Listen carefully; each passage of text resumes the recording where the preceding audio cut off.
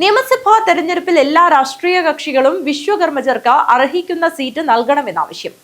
കാഞ്ഞങ്ങാട് മാവുങ്കാൽ പുതിയകണ്ടം ശ്രീമദ് പരശിവ വിശ്വകർമ്മ ക്ഷേത്രാങ്കണത്തിൽ നടന്ന യോഗം ക്ഷേത്രം ഉപാധ്യക്ഷൻ എൻ.എ. വിശ്വംഭരൻ ഉദ്ഘാടനം ചെയ്തു. നിയമസഭാ തെരഞ്ഞെടുപ്പിൽ എല്ലാ രാഷ്ട്രീയ കക്ഷികളും വിശ്വകർമ്മജർക്ക് അർഹിക്കുന്ന സീറ്റ് നൽകുക, വിശ്വകർമ്മ ദിനമായ സെപ്റ്റംബർ 17 പൊതു അവധിയായി പ്രഖ്യാപിക്കുക, PSCയിലെയും ദേവസ്വം റിക്രൂട്ട്മെന്റ് ബോർഡിലെയും വിശ്വകർമ്മജരുടെ ഉദ്യോഗ സംവരണം ജനസംഖ്യാനുപാതത്തിൽ വർദ്ധിപ്പിക്കുക, ഉന്നത വിദ്യാഭ്യാസവുമായി ബന്ധപ്പെട്ട എല്ലാ കോഴ്സുകൾക്കും വിശ്വകർമ്മ വിദ്യാർത്ഥികൾക്ക് അർഹിക്കുന്ന സംവരണം അനുവദിക്കുക തുടങ്ങിയ വിവിധ ആവശ്യങ്ങൾ ഉന്നയിച്ചുകൊണ്ട് ജനുവരി 29 മുതൽ ഫെബ്രുവരി 4 വരെ കാസർഗോഡ് നിന്ന് പ്രയാണം ആരംഭിച്ച് തിരുവനന്തപുരത്ത് സമാപിക്കുന്ന വിശ്വകർമ്മ ഐക്യവേദിയുടെ അവകാശ സംരക്ഷണ ജാഥ യാത്ര ആരംഭിച്ചു.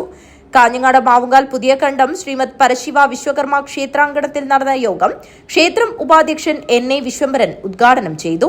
വലിയ ഒരു മഹാസംഭവമായി മാറി അധികാരികളുടെ ശ്രദ്ധയിൽപ്പെട്ട് നമ്മുടെ എല്ലാ അവകാശങ്ങളും നമുക്ക് നേടിയെടുക്കാനുള്ള ഒരു ഇതായി മാറട്ടെ. ഓരോ ജില്ലയിലും ഇതിങ്ങനെ കടന്നു പോകുമ്പോൾ എല്ലാ ജില്ലാ അധികാരികളും നമ്മളിങ്ങനൊരു ജാഥ സംഘടിപ്പിക്കേണ്ട എന്താണ് ഇതിലെ കാര്യങ്ങളെന്ന് ശരിക്കും സർക്കാരിൻ്റെ മുന്നിൽ തീർച്ചയായും എത്തുന്നതിൽ പൂർണ്ണമായ വിശ്വാസം.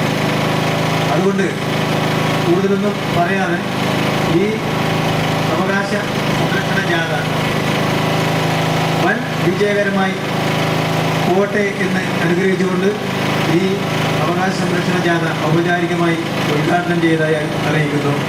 പഞ്ചായത്ത് മുൻ അംഗം M.V. മധു അധ്യക്ഷത വഹിച്ചു. വിഷ്ണു ഹരി ജാഥാംഗങ്ങളെ പരിചയപ്പെടുത്തി. P. ഗണേശൻ മുഖ്യപ്രഭാഷണം നടത്തി. കാസർഗോഡ് നിന്ന് തിരുവനന്തപുരത്ത് എത്തിച്ചേരുമ്പോൾ രാഷ്ട്രീയ മണ്ഡലത്തിൽ നിന്നും ഭരണമണ്ഡലത്തിൽ നിന്നും ശക്തമായ മാറ്റങ്ങൾ വിശ്വകർമ്മ സമുദായത്തിനുണ്ടാകുമെന്ന് ജാഥ ക്യാപ്റ്റൻ ഡോക്ടർ ബി രാധാകൃഷ്ണ മറുപടി പ്രസംഗത്തിൽ പറഞ്ഞു. കൺവീനർ മോഹനൻ മാസ്റ്റർ സ്വാഗതവും Aikyavedi vice chairman K.K. Venu നന്ദിയും പറഞ്ഞു. തുടർന്ന് ജാഥ captain doctor B Radhakrishna retired deputy collector Balakrishnan Puthiyakandam പതാക കൈമാറി.